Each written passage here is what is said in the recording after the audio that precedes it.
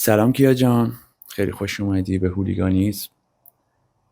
خودتو معرفی کن، بگو چند سالته.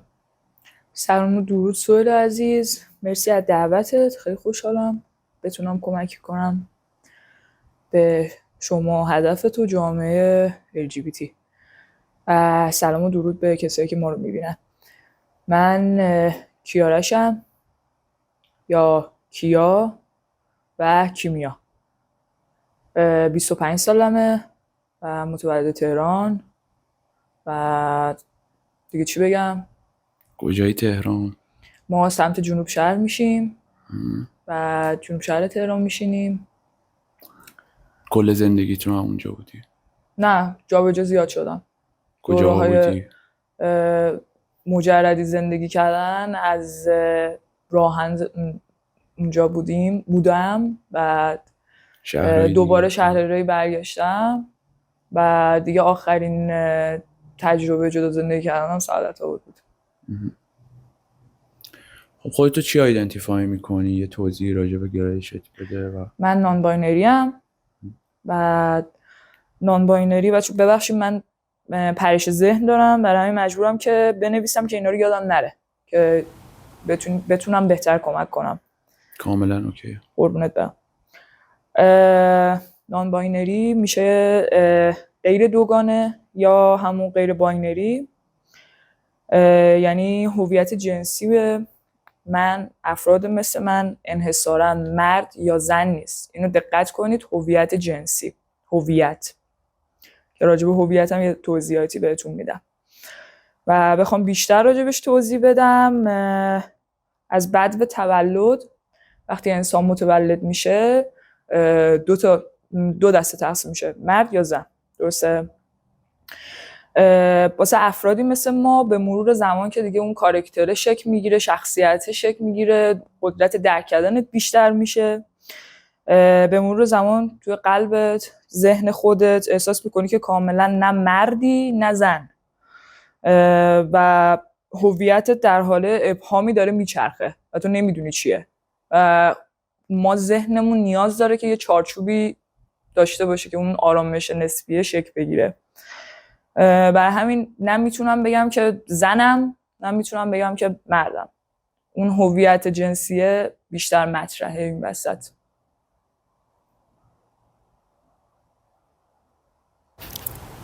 جذب چه آدمایی میشی؟ من خیلی دلی کار میکنم سهیل و اصولا خیلی مثلا آدمایی نبودن که اون چیزی که من میپسندم و حالا بخواد اول آدم ظاهر رو میبینه دیگه. مثلا ظاهر رو خب دخترایی که مثلا بوهو استایلن یا تیرپای هنری دارن بیشتر جذبشون میشم، ولی خب آدمایی هم بودن که این فارغ از اینا بودن. من چیز دیگه اون حسه ایجاد شده، حس خوبی ازش گرفتم، انرژی خوبی گرفتم و جذب شدم. یعنی کاملا جذب دختر میشی؟ کاملا جذب دختر. جذب هیچ گونه پسری نمیشی؟ به هیچ عنوان. جذب دختر استریت چی میشی؟ از اونجایی که یه موقع حسیه میاد وسط، ناخودآگاه شکل میگیره و این اتفاق بدیه. اون دخترای تریپ هنری که گفتی، خب اونا هم اغلبشون فکر میکنم استریت باشن دیگه، درسته؟ سهیل ما هممون اینو داریم، یعنی ما هممون تو خودمون. شاید تو سهیلی که الان چند سالته؟ 30.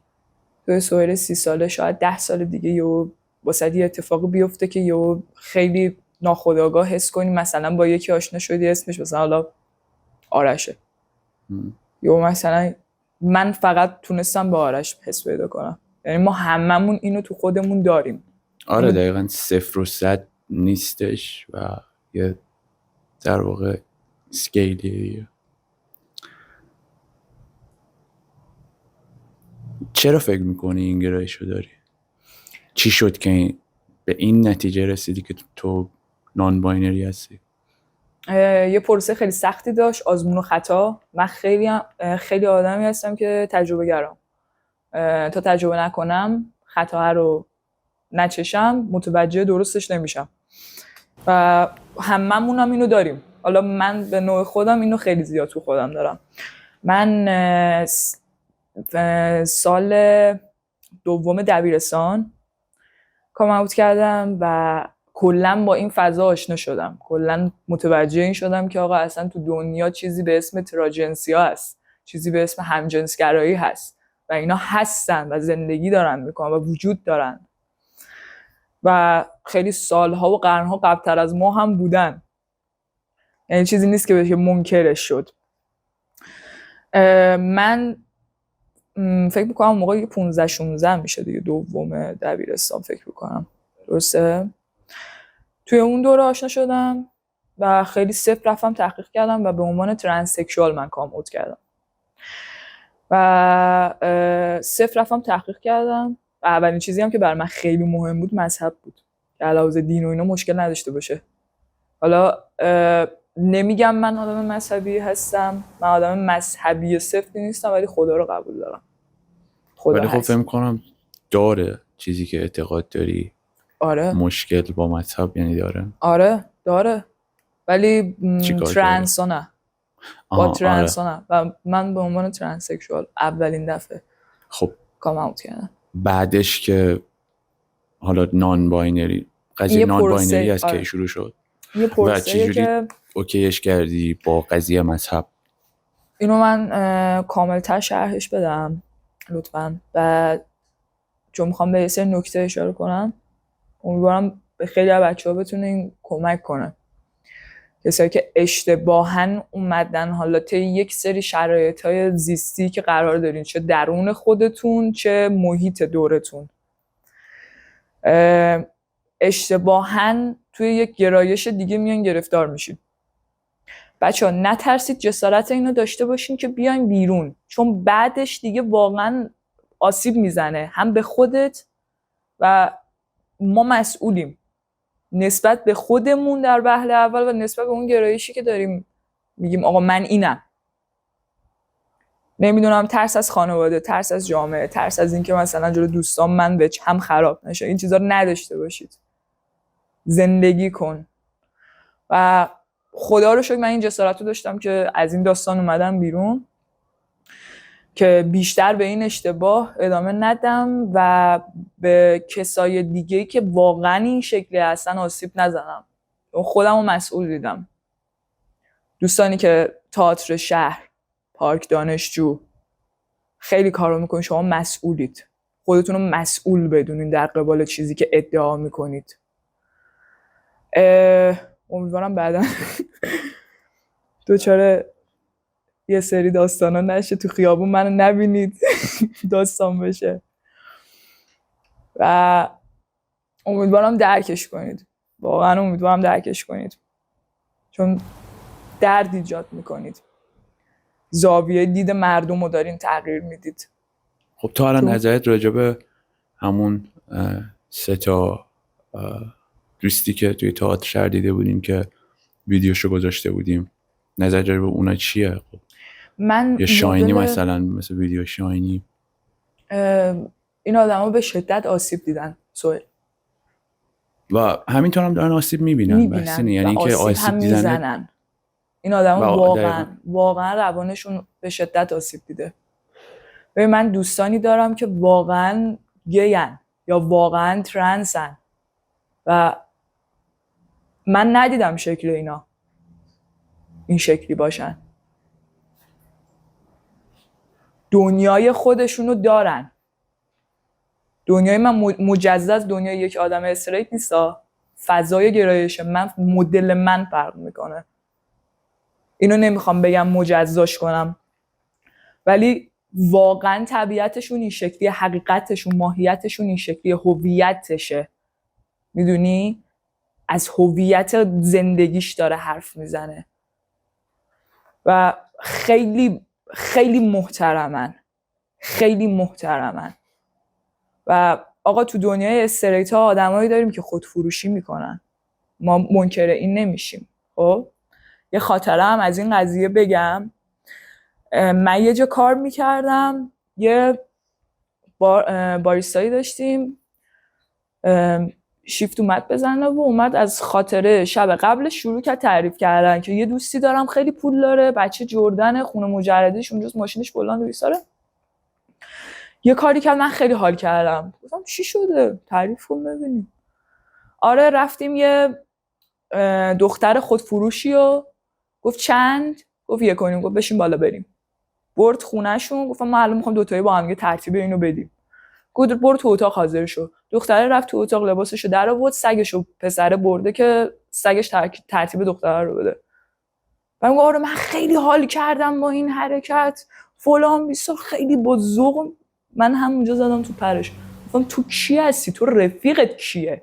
کجا نشستین؟ دختره نمیدونه چیکار کرد. همون دختره نمیدونم، فقط میدونم که امیدوارم اتفاقی بدی براش نیفتاده باشه. میدونم روان اون آدم هر سری هم ما نمیدونیم که اون آدم آقا اجباراً داره سر شرایطش این کارو میکنه یا خیر. بعدم ما خداییم که خودمونو گذاشتیم جای اون قضاوت میکنیم. همون جوری که تو باید حضور داشته باشی اون بالا سری تشخیص داده اونم تو این دوره زندگی کنه و توی اون جایگاه. انسان باشین لطفاً. و من فقط به اون دوستم گفتم که اگه واقعا انسانیت دارید، حالیتون میشه، ادعاتون میشه، ماهیانه یه پولی بهش میدادی که دیگه اونجا نره وایسه. تو چی میدونی از زندگیش، از مدل زندگی کردنش؟ تو اصلا میدونی که هر لحظه که زیر هر کسی قرار میگیره از جسمش متنفر میشه یا نه؟ دیگه روح براش مونده یا نه؟ جای زخم مونده که توی روحش باشه یا نه؟ به روحش. پس گفتی 15-16 سالگی فهمیدی که یه همچین چیزی. پس اعتقاد دارید از تو بچگیت نبود این قضیه؟ چرا؟ من از کودکی اینو خیلی به همراه خودم داشتم و خیلی تفاوتم و بارز با خواهرم. من یه خواهر دارم و خیلی زمین تا آسمون ما با هم دیگه متفاوتیم. خیلی دختر، خیلی داف، خیلی خوشگل. من کاملا یه قطب مقابل مریمم. خب مثلا چیا میدیدی توی بچگیت که میگی از تو بچگیت بوده؟ رفتارام، بازیام، علاقه‌ای که داشتم، مدل لباس پوشیدنی که دوست داشتم. من همیشه اصلا دوست داشتم عروسی اون موقع زیاد بود، الان خیلی کمه. عروسی که ما میرفتیم مامانم مثلا برای من میرفت پیرهن گلگلی میخرید و من اینجوری بودم من کت شلوار میخوام، برای من کت شلوار بخرید. مثلا مریم دوست داشت لباس عروس بپوشه، من نه. من دوست داشتم لباس پسرونه بپوشم، دوست داشتم پسر باشم. بعد کودک که بودم مثلا خیلی دعا میکردم که خدایا میشه من پسرشم. واقعا مثلا 4 ابتدایی ما هدیه آسمانی یادتونه؟ ما سر هدیه آسمانی معلممون داشت درسی میداد. بعد من اینو یادمه هنوز، یا مثلا میگفتش که کار خوب کنیم بریم بهشت، هر چی که بهش حتی فکر کنی تو اون لحظه مثلا فراهم میشه. من تو اون کودکی خودم وقتی اینا رو داشتم میشنیدم یا خدای من بیام بهشت، من بخوام پسر باشم منو پسر میکنی؟ تو یه خواهر داری درسته؟ بله. و در واقع همین دوتا این دیگه. خب فکر می‌کنی به خاطر این بوده که مثلا خانواده‌تون یه پسر می‌خواستن یه دختر؟ نه اصلا اینطوری نبودن. اصلا شرایط خانواده‌ات تاثیر گذار نه بوده؟ اصلا تبعیضم نمیذاشتن، اصلا فرقم نمیذاشتن بینمون. اصلا بحث جنسیت این که مثلا دوست داشتم یه بچه پسر داشته اصلا نبوده. با اینکه این موضوع دخیل میشه ها، من اینو توی دخترعمه خودم دیدم، کوچیک‌ترینشون، نمیدونم 80 چندی، الان خیلی وقت باش در ارتباط نیستم. این بچه یه مدت اومد ترنس، به عنوان ترنس کام اوت کرد. بعد خیلی باش حرف میزدم که مطمئنی این کار رو داری میکنی؟ و مثلا عمه من مثلا با هم حرف میگم باش حرف بزن، این تو رو دیده، تو رو کرده الگو. بعد من اینطور مثلا باش حرف میزدم و اینا، میگفتم که چی شده یه همچین حسی؟ گفت بابام مثلا پسر دوست داره. و این حسیه که مثلا اون به باباش داشته، باباشو خیلی دوست داشته، باباش پسر دوست داشته، 4 تا دختر داره، اینم میخواسته مثلا پسر شه. این هستش، اینو نمیشه منکرش شد. یا مثلا خیلی از بچه‌هایی که خب میان میگن آقا من ترنسم، یا پدرشون از دست دادن فوت شده یا بچه طلاقن، که اینا هم سایدهای روانی میذارن، واقعا میذارن. و اگه بخوام خیلی آماری توضیح بدم، ترنس ها هستن 2%، الان بیش از حدن. و حالا یا جو مدرسه است یا شرایط خانوادگی که تا الان بهتون گفتم که اینا همه واقعا بی تاثیر نیستش. ببین الان تو یه جوری داری حرف میزنی، آقا مثلا معمولا آدم‌ها اینجوری میگن که خب من مثلا به خاطر شرایط خانواده‌ام ترنس شدم، یا مثلا به خاطر نمیدونم مذهبی بودن خانواده‌ام ترنس شدم. اینجوری وقتی حرف میزنن یعنی اینکه مثلا چجوری بگم، انگار ترنس بودن یه جور بدبختی، یه جور مثلا نه می چی میگم؟ آره متوجه منظورمی هستی؟ نه اصلا اینطوری نیست. من دوستای خودم تو این دنیا خب دوستای این شکلی زیاد داریم. من 2 تا از دوستام اینا فوق‌العاده خانواده مذهبی دارن و یکیشون حالا خیلی اذیت میشه و همچنان نتونستن باهاش کنار بیان با این قضیه، و اون دوست من نان باینریه و یکیشون از ترنسه، در حدی که مثلا دیگه تحصیلاتش تموم شد، مدیر مدرسه شد و اینا چادری بودن. و الان مثلا امیرعلی اینجوری شد که آقا من دیگه نمیتونم، دیگه تموم کنید. جلو خانواده و خانواده‌اش دمشون گرم، واقعا کنار اومدن. و نمیدونم کنار اومدن نیست، پذیرفتنه. اگه بچه‌تو دوست داری، میخوای حالش خوب باشه، چرا نمیتونی خود واقعیشو بپذیری؟ چرا نمیتونی ببینی که خوشحاله، داره میخنده از ته دلش؟ من مدتی که مثلا فهمیدم خودم، افتادم رو تحقیق کردم، من یه دوره‌ای افسردگی شدید گرفته بودم، چون که از تیم ملی افتادم، مامانم نذاشت برم، بعدش روماتیسم مفصلی گرفتم، خیلی منو انداخت عقب، نتونستم ورزش کنم، خیلی بدنم افت کرد. سر اینا من خیلی اینجوری شدم که انگار همه دنیام ازم گرفته شد. چون کودکی مثلا خیلی سفت ورزش میکردم، حرفه‌ای، و خیلی برنامه چیده بودم برای خودم که من میرم با بهترین تیما بازی میکنم. مثلا دوره ابتدایی بودم، همچین تفکری داشتم نسبت به خودم. این هم من گرفته شد و من خیلی افسردگی شدید سر این موضوع داشتم.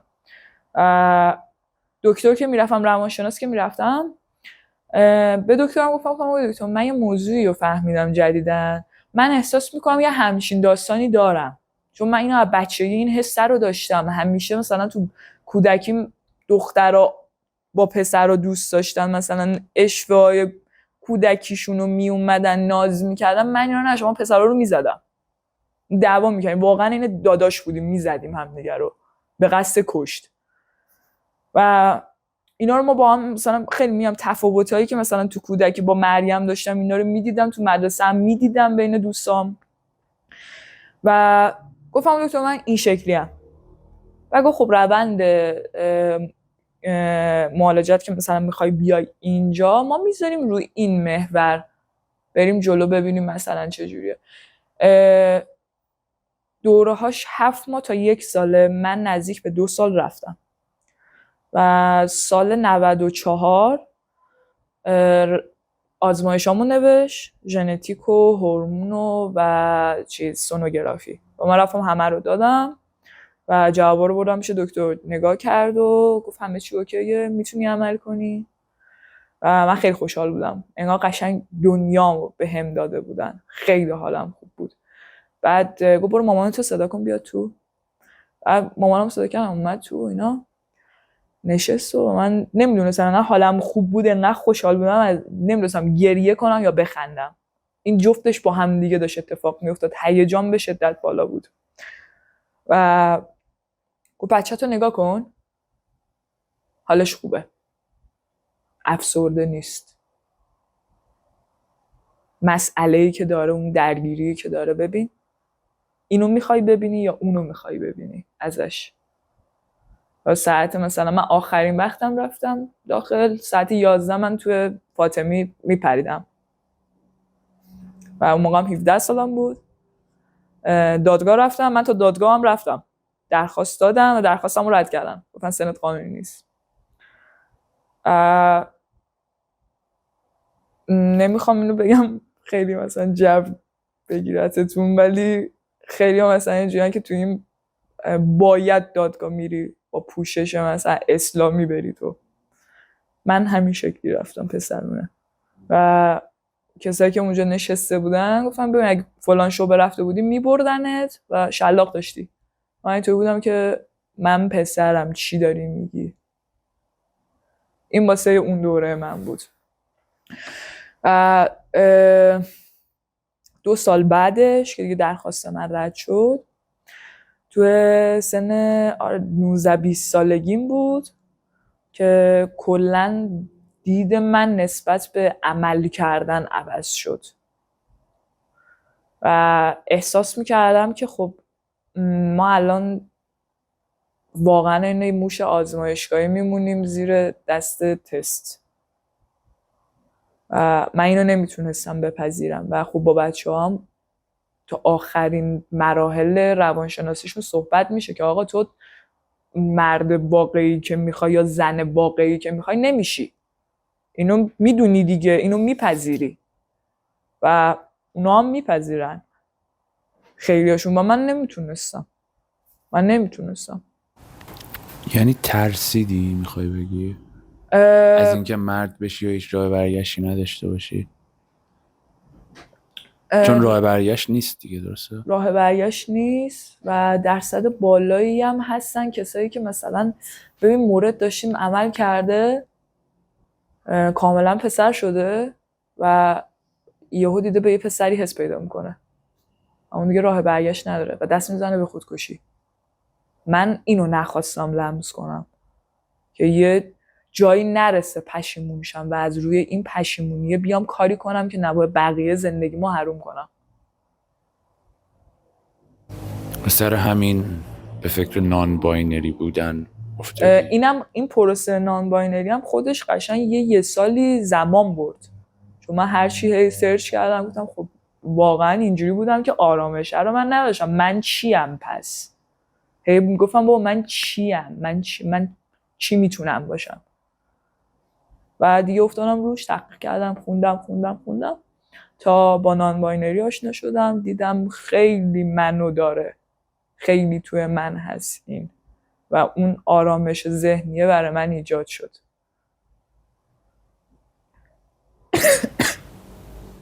نان باینری رو وقتی پیدا کردی حالا هر دوتاشو بگو. اول که وقتی فهمیدی که ترنس هستی، همون 15-16 سالگی، خوشحال بودی، درسته؟ خوشحال بودی؟ چجوری بود حست؟ و بعدش اینکه فهمیدی نان باینری هستی چه حسی داشتی؟ تا حالا مسابقه دادی؟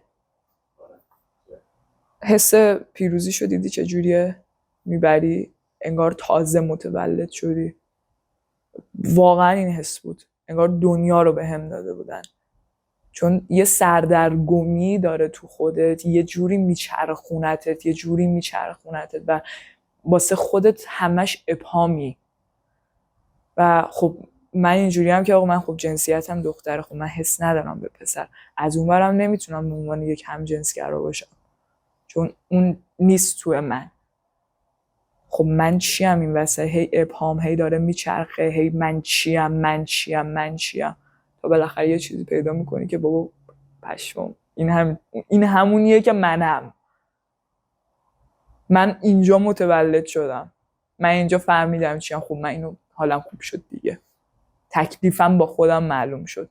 شما سر یه مسئله تو زندگیت بین زمین و آسمون قرار بگیری، حس خوبیه؟ برای هیچ کس. حالا تو بیا اینو بیارش توی این موضوع، بیارش توی ما، بیارش تو دنیای افرادی مثل من و حالا فکر کن تو جامعه قرار بگیری که واقعا درکت نمی‌کنن. یا طرف میاد مثلا میگه آقا من درکت میکنم، مثلا میاد دلسوزیه، من ترحم و دلسوزی تو رو نمیخوام،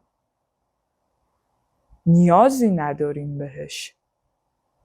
از خیلی سالهای پیش ما بودیم. مثلا نان باینری زمانش برمیگرده به، عذرخواهی میکنم،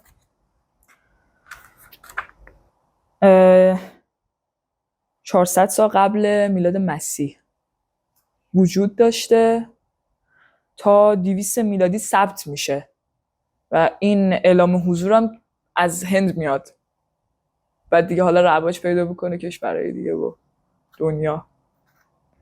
400 سال قبل مسیح. شما چجوری میتونید منکر همچین چیزی بشید؟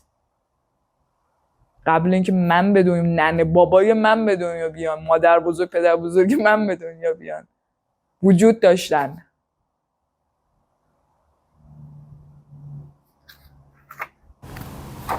تا حالا شده فکر کنی اشتباه میکنی راجع به گرایشت؟ فقط موقعی که به عنوان ترنس کموت کردم. آره اونجا. یعنی اون بعد اینکه فهمیدی نان باینری هستی هیچ وقت به این حس دست پیدا نکردی؟ نه اصلا. یعنی کاملا مطمئنی هستی؟ کاملا مطمئنم.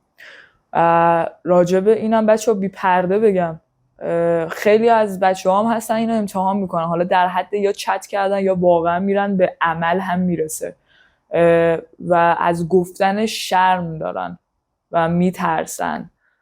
من درک میکنم حسشون واقعا وحشتناکه. لحظه‌ای که قرار میگیری واقعا دردناکه.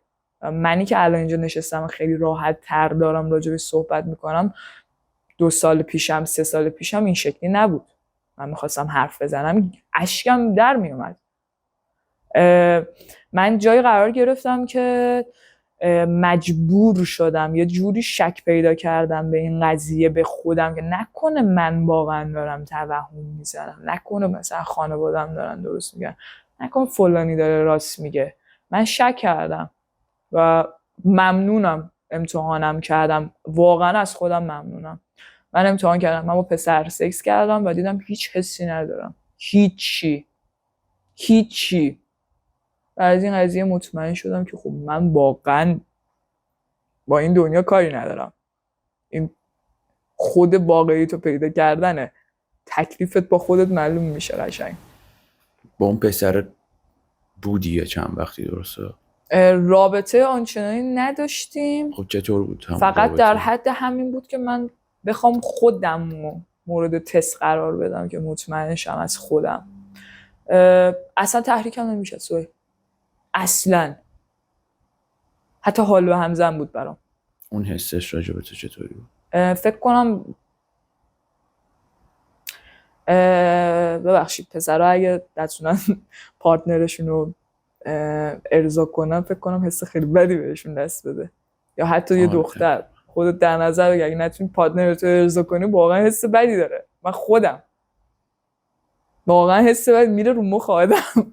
خب اون پسره هم میدونست که این رابطه در واقع یه جوری رابطه نه اون فاز برداشته بود. نمیخوام بگم فکر نمی‌کنی به خاطر این بود که از همون اول هر دوتاتون میدونستین که این رابطه آزمایشی فقط یه تسته، میخوای خودتو تست کنی؟ شاید اگه جدی‌تر میگرفتی این رابطه رو یه حس پیش میومد. نمیدونم.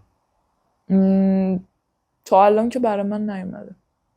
تا الان اصلا خیلی خودمو بالا پایین کردم تو انواع اقسام مدل‌های مختلف پسرا. حتی مثلا اومدم با اینی که مثلا من اومدم خودم رو امتحان کنم، گفتم خب شاید من همین سوالی که تو از من داری میپرسی من خودم از خودم هم پرسیدم. گفتم شاید خب تو نتونستی فلان و اینا، ولی من مثلا اومدم گفتم خب 1 بار نشد، 2 بار نشد، 3 بار نشد. خیلی هم سعی کردم واقعا همراه باشم ولی واقعا نشد، واقعا نمیشد. و بعدش 1 سال بعدش 1 سال 2 سال بعدش با یه پسری آشنا شدم که اونم LGBT بود، بایسکشوال بود.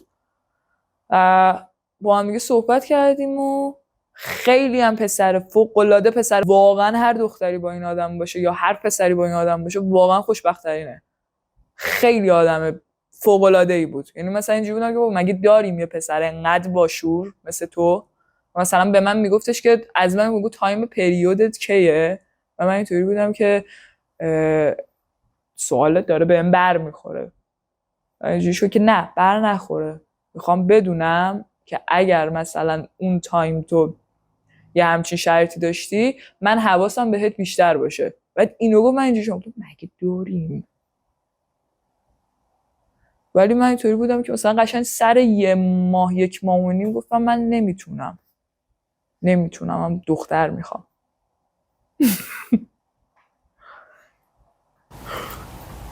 از خانوادت یکم بگو، برخوردشون چطوری بود قبل و بعد؟ خواستن شوهرم بدن. خواستن شوهرت بدن. چطوری بود؟ پاسگار می آوردن، کلی کتک خوردم، کلی فوش شنیدم، یه مدت از خونه طرد شدم. بعد خیلی کوتاه بود ولی خونه طرد شدنم یه جوری بود که مثلا خب من شبا وای میستادم همه بخوابم، با خواهرم هماهنگ میکردم بیا در بکن من پنجره اتاق برم تو. ما یه چیز داشتیم خونمون شخصی، بعد توی حیاط یه سرویس بهداشتی بود، بعد میرفتم روی سقف سرویس بهداشتی از پنجره اتاق میرفتم تو میخوابیدم، صبح زود که قبل اینکه کسی بیدار شه من میزدم بیرون. یعنی به صورت رسمی از خونه بیرونت کرده بودن؟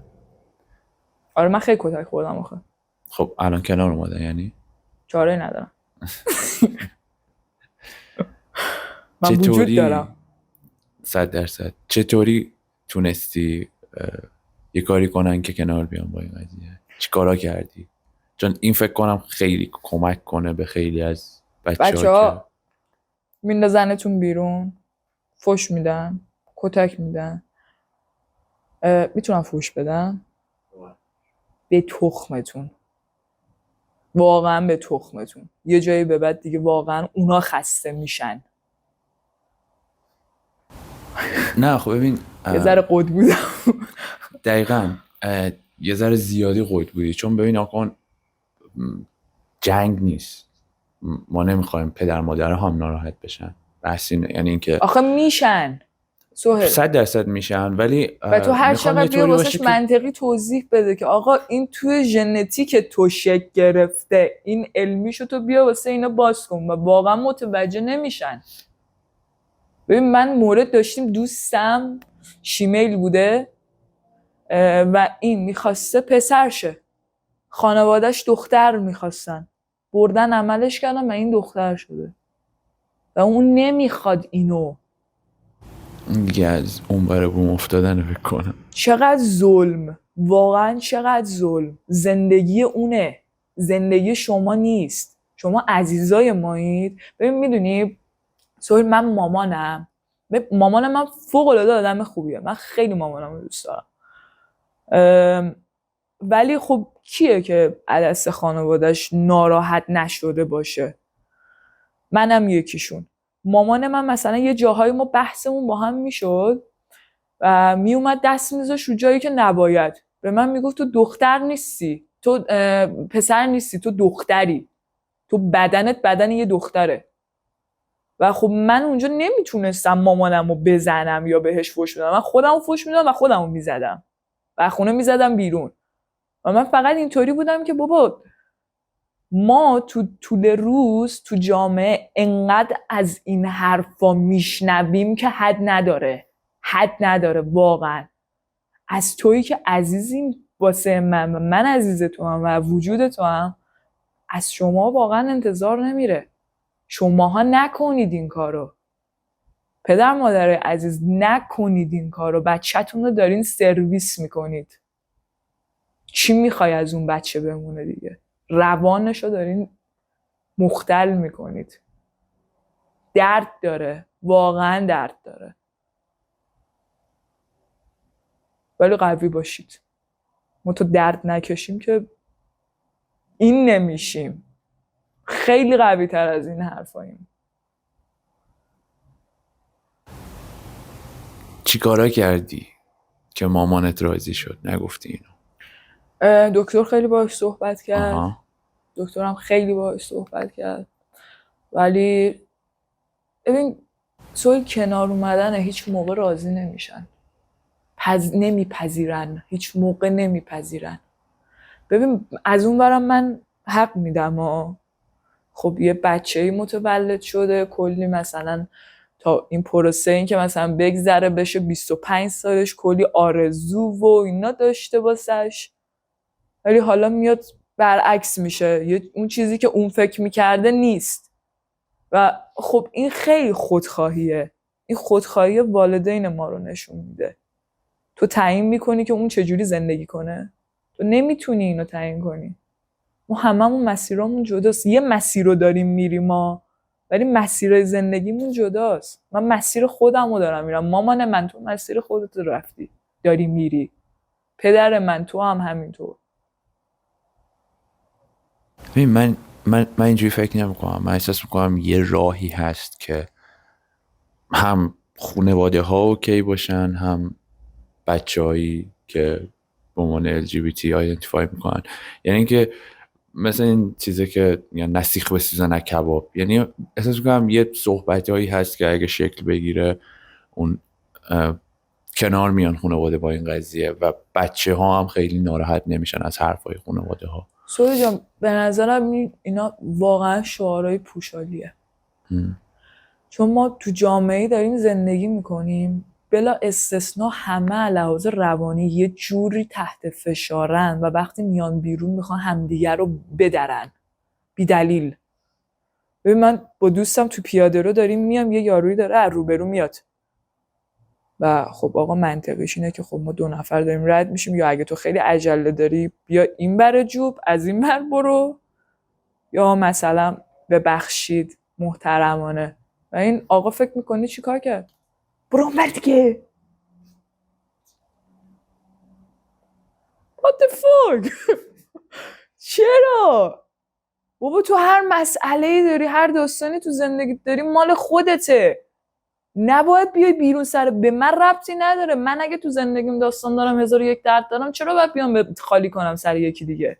کاش همه مثل ما فکر کنن که نمی‌کنن. برای همین میگم شعار پوشالیه. من خودم خیلی سعی کردم که با حرف زدن بردار مقاله بیار واسهشون بخون، علمی توضیح بده، باز کن این قضیه ها رو، اصلاً فایت کن، اصلاً هیچ کدوم جواب نمیده. انگار واقعا مردم ما واقعا بیمارن، واقعا روانشون بیماره، درک نمیتونن بکنن، همو نمیتونن جای هم دیگه باشن. سوال تو خیابون یه خانومی اومد رد از روبروی من، بعد ما این اتفاق خب میفته، خیلی جاها میفته.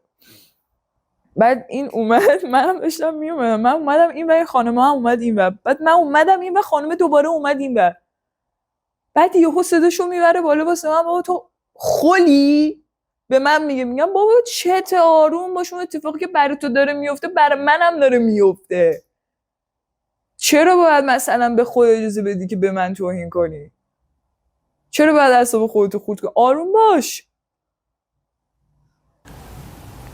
ببین راجع به اون قضیه برخورد جامعه و اینا هم حرف میزنیم. حالا این جامعه مریضه، یعنی نمیشه کاریش کرد و خانواده‌های ما هم درگیر اون مریضی جامعه میشن 100%. آره دارین زیست میکنیم اینجا. خیلی فکر میکنن که و حالا تو فکر کن سهیل، تهران یه چیزیه که اوکیه، شهرستان رو تو باید ببینی.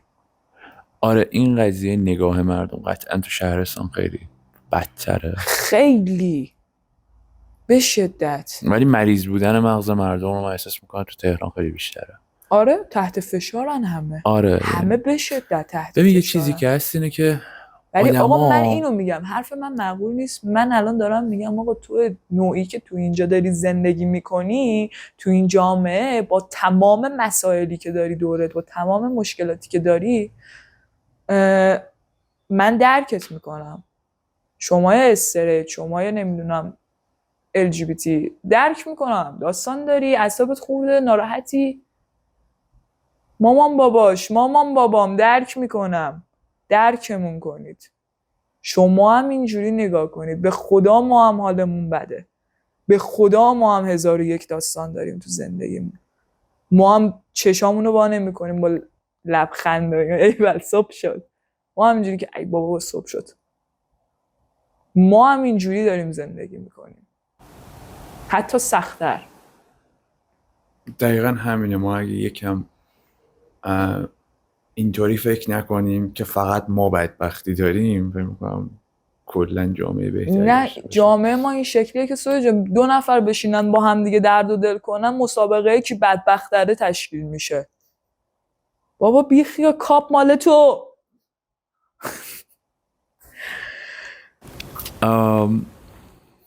خیلی با ترنس اشتباه میگیرن تو رو.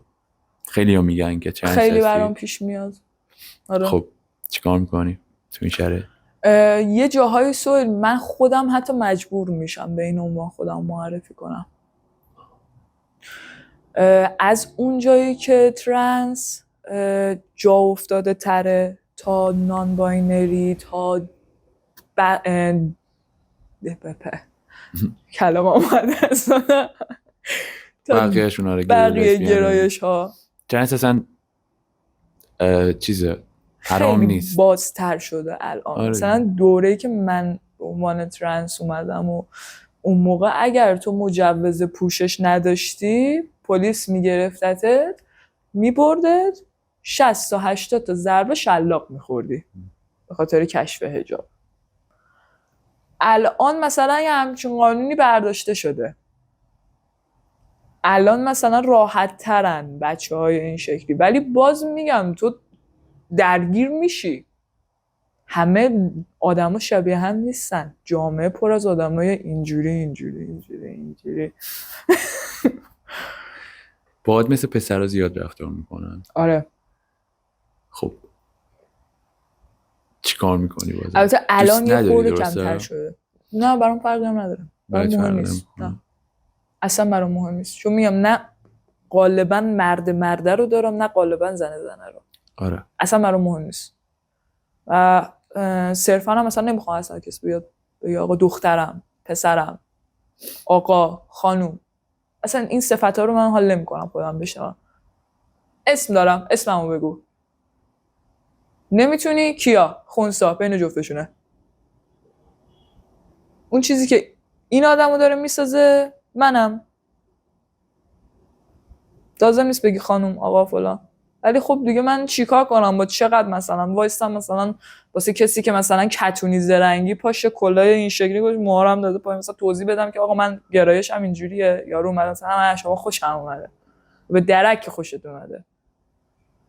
قطعا نمیتونی یوتیوب بشین واسه یارو هر چقدر توضیح نمیفهمن. آره ببین، نه انتظارم نمیتونی داشته باشی. نه مثلا واقعا از نمیتونم. یه جامعه‌ای مثل همچین جامعه‌ای انتظار داشته باشی که مثلا نان باینری رو خب درک کنه. یارو نهایتا میخواد بگه اوبیه. آره دقیقاً. یا نهایتا میخواد میخواد بگه مثلا دو جنس است مثلا.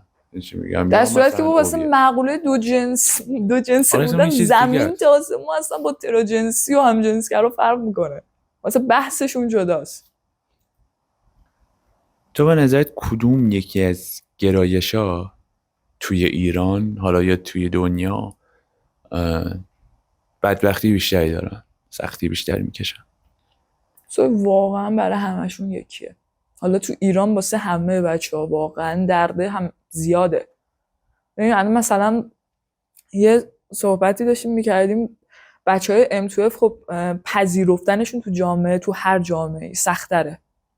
خیلی پذیرششون سخت‌تره. این سختی‌ها رو خیلی میکشن، اینو میدونم.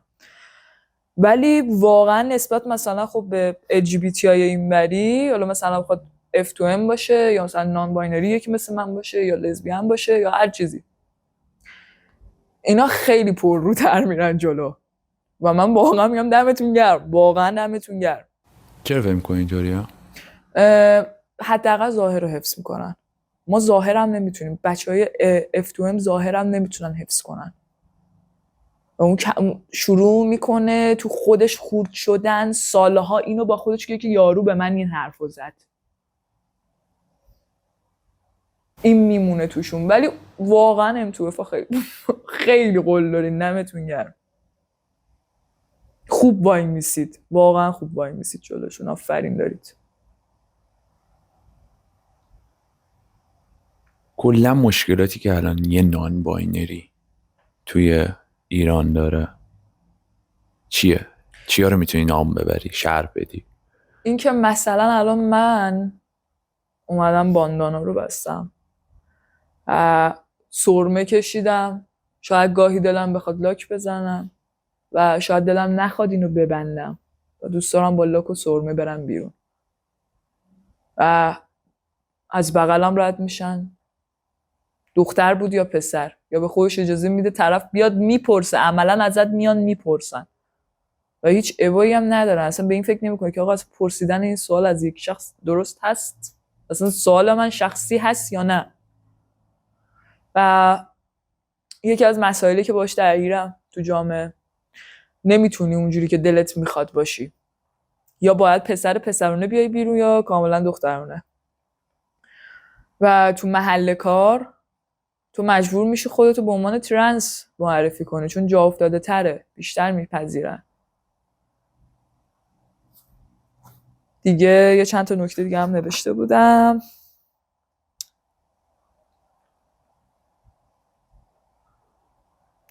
و توضیح هم که مثلا تو با هر کسی، حالا مثلا کسی که مثلا قدرت درک کردن رو ندارن، کمتر دارن، توضیح هم که میخوای راجبش بدی نمیدونی واقعا چجوری روشن کنی طرفو.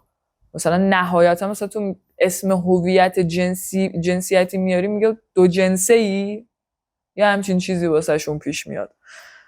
و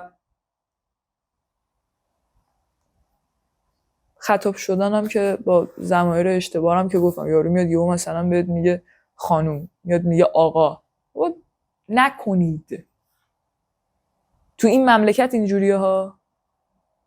خب نه ببین، بالاخره باید یه چیزی صدات کنه. چی ترجیح میدی صدات کنه؟ اسمم. حالا یکی اسمتو نمیدونه تو برخورد اول.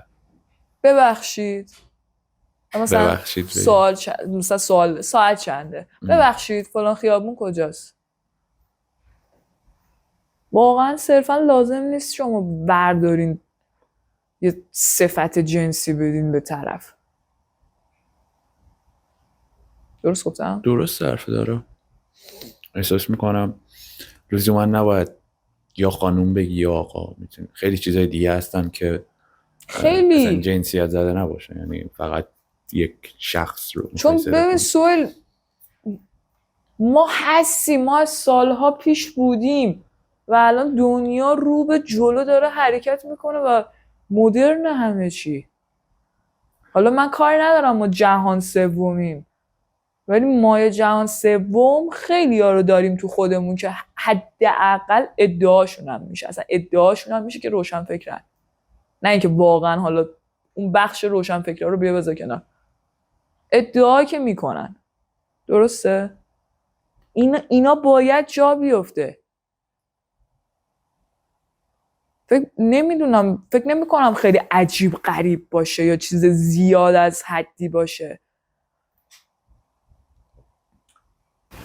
یه موقع مثلا از این قضیه مثلا تو یه واسط پیش میاد که آقا من دفاع کنم از هویتم یا شروع کنم اثباتش کنم اینو تو جامعه، در صورت که بابا این هست، من دنبال چیم که اینو بخوام ثابتش کنم؟ دیگه بالاتر از علم، بالاتر از تاریخ. راجب بچگیات یکم بگو. بچگیات چطور بود؟ البته گفتی، ولی مثلا خاطر جنسی، خاطر آزار جنسی نام داری مثلا؟ اتفاقی که افتاده نه. باشه. کودکیات نه ولی بزرگتر شدی؟ بزرگسال بله. دوست 1 سالم بود. ما داشتیم میرفتیم مهمونی و خیلی اتفاق بدی بود، در معرضش قرار گرفتم و فقط اینجوری بودم که نمیدونم الان که الانم میگم من واقعا نمیدونم چجوری از اون شرایط تونستم در بیام، ولی خودم هم اینطوری بودم که فقط تو آسمون نگاه میکردم، گفتم من جنبه اینو ندارم، اینو سر من نیار، اینو برام پیش نیار، هم میزنم اینو میکشم هم خودمو. طرفم دوست 1 سالم بود و داشتیم میرفتیم مهمونی و من سرم آوردم بالا، دیدم وسط بیابونی فهمیدم که هم داره میانبر میزنه و دیدم وایساد، ماشین خاموش کرد. من اینطوری بودم که چی شده؟ ماشین خرابه؟ داری میانبر میزنی؟ چه اتفاقی داره میفته؟ چرا وایسادی؟ اون موقع هم مثلا خب منو به عنوان کیارش میشناخت و فکر می‌کرد من پسرم و اینطوری بودش که من تو رو خیلی دوست دارم، من خیلی عاشقتم، من اینجورم داداشمی، رفیقیم، مرسی داداش فلان. اینو سعی میکردم بگم رفیقیم، داداشیم، تا اینکه اومد بیاد جلو سمت من اینطوری بودم برو گم شو عقب یه دقیقه، برو گم شو. حالا مثلا انقدر آروم نگفتم، اونجا داشتم عربده میزدم، گفتم برو گم شو عقب، فقط یه دقیقه وایسا بذار حرف بزنیم ببینم چه مرگته، تو چرا داری این کارو میکنی؟ من نمیفهمم این چه موقعیتیه که هم خودتو قرار دادی توش هم منو. و اینطوری بودش که اگه راضی نشی 4-5 تا دوستان وایسادن منتظر تلفنم، زنگ بزنم اومدم بالا سرت. و من اینطوری بودم بابا من حال نمیکنم، چی کار داری میکنی؟ من اصلا خوشم نمیاد. نه خوشت میاد، لذت میبری. خودم دارم میگم بدم میاد. و دیگه نمیدونم دیگه، فقط گذشت، فقط اینجوری شدم که ببین این کارو نکن، من دوست دارم گی، معرفیتون میکنم به هم دیگه، با دوست پسرت باش، خونت ببر دیگه وسط بیابون آخه. و یارو به همین راضی شد. یعنی یه پسری بود که جذب پسر بود و به خاطر همین جذب آره شد. نمیدونست قضیه من چیه واقعا، یعنی هیچ ایده ای نداشت از اینکه تو هیچی نمیدونست پشمام. و فکر می‌کرد من پسرم، گی بود خودش و منم نمیدونستم که اصلا این گیه. تو یه جوری با زیرکی از قضیه واقعا خیلی‌ها نمیتونن واقعا من توی یه سری شرایطا قرار میگیرم و واقعا حرف زدن، ذهن مشغول کردن ذهن طرف کمکم میکنه.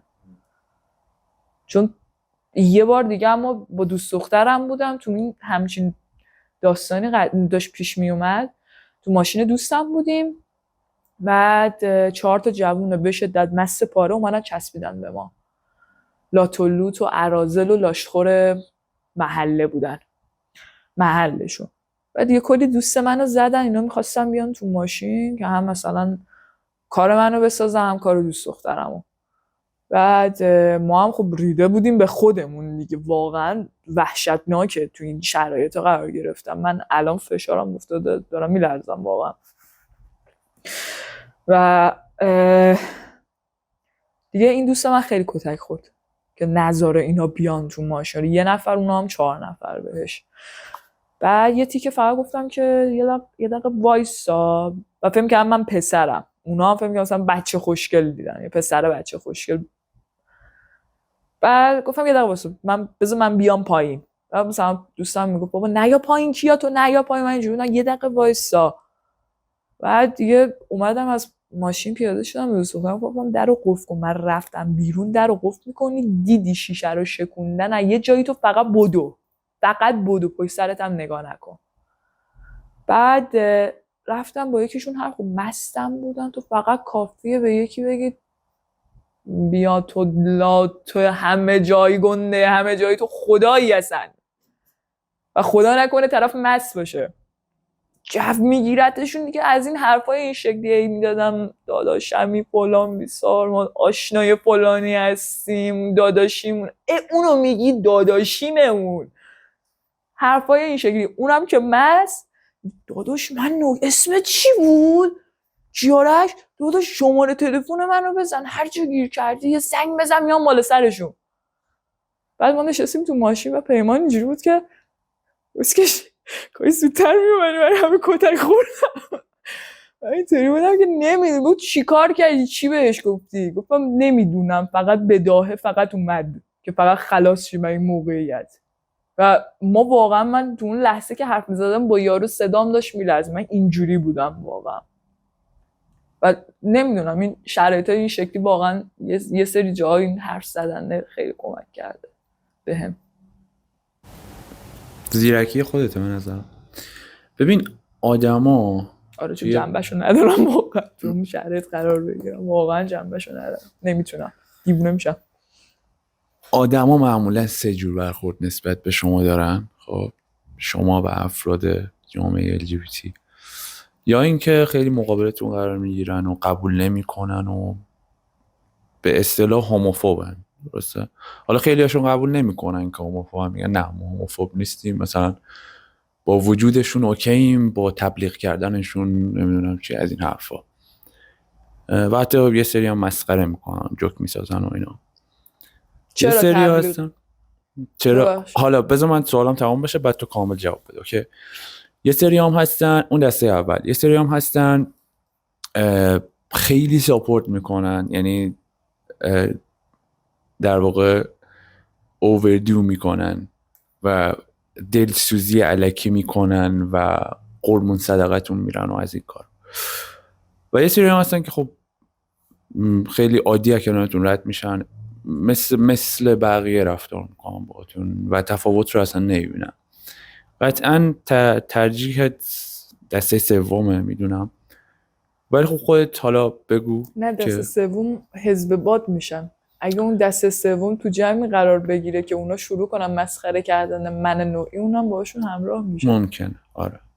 و اگه نه تو جمعی باشه که طرف درک کنه بازم همراه میشه. آره بابا اینا حق زندگی دارن. آی مرسی که گفتی. در مورد دوم، ما نیازی به دلسوزی نداریم. ما وجود داریم و حق ما زندگی کردن مثل تمام آدمای دیگه، مثل تمام کسایی که استریتن و گرایش خاصی ندارن و از خدا بالاتر داریم. ما خلقمون کرده، خیلی سالهای خیلی زیادی هم آدمایی مثل ما بودن، قربانی هم شدن که این دوره شکل بگیره. ما هستیم، نیازی به دلسوزی نداریم. بچه‌ها ترحم و دلسوزی کسی رو نخرید، اصلا نخرین، زیر بارش نرید، محکم باشید. و مورد اول چی بود؟ آدمایی که تبلیغ میکنن مثلا از طریق فیلم ها. درسته؟ آره ببین یه سری هستن که حالا یه سری هوموفوبن صرفا، میگن که نه اصلا قبولتون نداریم و ایگنور میکنن. خب یه سری هستن میگن نه وجودتون اوکیه ولی مثلا نباید آموزش داد تو مدرسه ها، من نباید چند تا مثلا نکته بگم. بفرما. سوهل جان، مثلا یکی از چیزایی که میگن تبلیغ میکنن، حالا مدرسه رو جدا صحبت میکنم راجبش، فیلماست. خب فیلما، اولا که بگم که ما آدما واقعا بیماریم و واقعا جلوی اون نفسه رو نمیتونیم بگیریم. و یه آدم عادی هم که متولد میشه و گرایش خاصی هم نداره، خیلی جاها هم میاد جلو اون نفسه رو نمیتونه بگیره. ما منکر این نمیتونیم بشیم. درسته؟ آره بیماریه رو منظور بیماری کلیه دیگه، چون ممکنه ابهام پیش میاد که میگه ما آدم هممون میتونیم داشته باشیم. آره یا منظورت به گرایشت نبود؟ نه هممون، اصلا من نه. خب اصلا 100% تو گرایش مثلا مثل ما هم حتما بیمار هستش. 100%. آره. حتما همون جوری که تو دنیای استریت هستش، چطور مثلا هرزگی تو دنیای استریت هستش، تو M2F ما داریم میبینیم هست. نمیشه منکرش شد و تو نمیتونی از همچین چیزی هم استفاده کنی. هیچ کس نمیتونه. و خدا شاهده که من چقدر مریضای جنسی دیدم تو زندگیم و آدمای نرمال بودن. به قول خودشون ما غیر عادی هستیم، اونا عادی بودن. یه سریال بهتون معرفی میکنم، دوست داشتین ببینی، سریال البورد. خیلی به این چیزا هم اومده اشاره کرده، به تمام چیزایی که ما داریم صحبت میکنیم و حتی فراتر راجع به ترنس گی ها همه چی اومده اشاره کرده. 3 تا فصل داره. 2 تا فصل اولش از سال 2004 و 2006 ساخته شده و همون بازیگرا سنشون رفته بالاتر. فکر می‌کنم 2020-2021 ساخته شده و تو این فصل جدیدش 2 تا بازیگر ایرانی هم داره. حتی جذابه ببینید و اطلاعاتتون هم خیلی کمک میکنه بهتون. حالا سبا از این که آقا شما دنبال اون نفسه میخواین برین، واقعا دنبال آگاهیتون هم باشید. لطفاً اون حشریت رو بذارین کنار، داره نابودتون میکنه. دیگه چی داشتم میگفتم؟ اون طرف میاد آقا تو این فیلم ها استفاده میکنه. خب تقصیر ماه؟ تقصیر ما نیستش. بس این دلیل نمیتونه باشه که آره شما تبلیغ میکنید. مگه دست من بوده؟ دقیقا همینطوره. یعنی ببین یه سری هستن میاد سوء استفاده میکنن مثلا از یه سری مثل جنبشایی که شکل میگیره، میان مثلا خودشون رو وصل میکنن به اون جنبشه برای یه اهداف دیگه، یعنی معمولا هم اهداف مالی و بیزنسی و اینا. ولی این اصل قضیه رو نفی نمیکنه که مثلا این اشتباهه. اون هست، اونم هست. حالا چیزی که اشتباه این وسط، درسته تبلیغ کردن براش درست اشتباهه، ولی ربطی به اون نداره. می‌دونی چی میگم؟ اینو باید این افراد بفهمن، کسی که این حرفو میزنه باید بفهمن واقعا چون تقصیر ما هیچ نیست. ربطی سوء به هم استفاده نداره. گری همه جا هست. و بابا ما نمیگیم ما وسط بهشت بلند شدیم کندیم اومدیم روی کره زمین ما بهشتی هستیم، ما مبرا از هر چیزی هستیم. نه همچین چیزی نیست. ما تومون آدم خیانتکار هست، آدم دروغگو هست، آدم هیله‌گر هست، آدم مهربون هست، آدم ساده هست، آدم صادق هست. همه چیزی که تو دنیای استریتا هست تو این دنیا هم هست و این مجزا از این دنیا نیستش. فقط گرایش هست که متفاوته، مدلته که متفاوته، لایف استایلته که متفاوته. و یعنی ما هم اندازه شما حق زندگی کردن داریم، حق زیستن داریم، حق نفس کشیدن داریم. و یه چیز دیگه سهیل جان، همون مقداری که یک بیمار دو قطبی خب بیماره و مثل بیمار کسی که مثلا حالا مثل خودم روماتیسم مفصلی دارم، من نمیتونم درمانش کنم بعد کنترلش کنم، اونم نمیتونه درمان کنه بعد کنترل کنه. پس من بیام بگم چون تو بیماری حق نداری زندگی کنی، من حق زیستن رو از تو بگیرم؟ من کی باشم؟ از من گنده تر کی باشه؟ خدای بالا سرمون خودش میدونه چی آفریده. ما اینجا داریم دنبال چی میگردیم نمیدونم. نگفتی مذهب رو چجوری حلش کردی؟ چیزی که تو الان هستی با مذهب کاملا در تضاد. قبول دارید؟ بله. خب چیکارش کردیم؟ اگه جایی به بعد گفتم من آدم مذهبی نیستم، خب به شدت به خدا اعتقاد دارم، اعتقاد و باورم دارم، سفت خدا رو قبول دارم، اما مذهبی که ازش ما خیلی میشنویم من توی اون دسته نیستم، دنبال اون نیستم، مبرا از اونام. اگه جایی به بعد میگم سهیل همون حدی که میگم الان مثال زدم، بیمار دو قطبیه وجود داره و اون حق زیست داره و اون خدای بالا سری اونو آفریده و همچین بیماری آفریده و 1001 بیمار دیگه و 1001ش به پست خودم میخوره، انواع اقسام بیمار جنسی به من میخوره. اصلا نگم برات شاخ در میاری از اتفاقاتی که میگم، اصلا عجیب غریبه. ولی باز من نمیتونم بگم چرا اونو آفریدی. منم جزوشونم، امثال منم جزوشونن، آفریده شدیم، زندگی ماه. اصلا کاری ندارم که به تو این کارو کنی میری جهنم. اوکی من میرم جهنم، کیسای خوبی اونجا کراشام اونجا پس اگه اینجوریه که ما حاضریم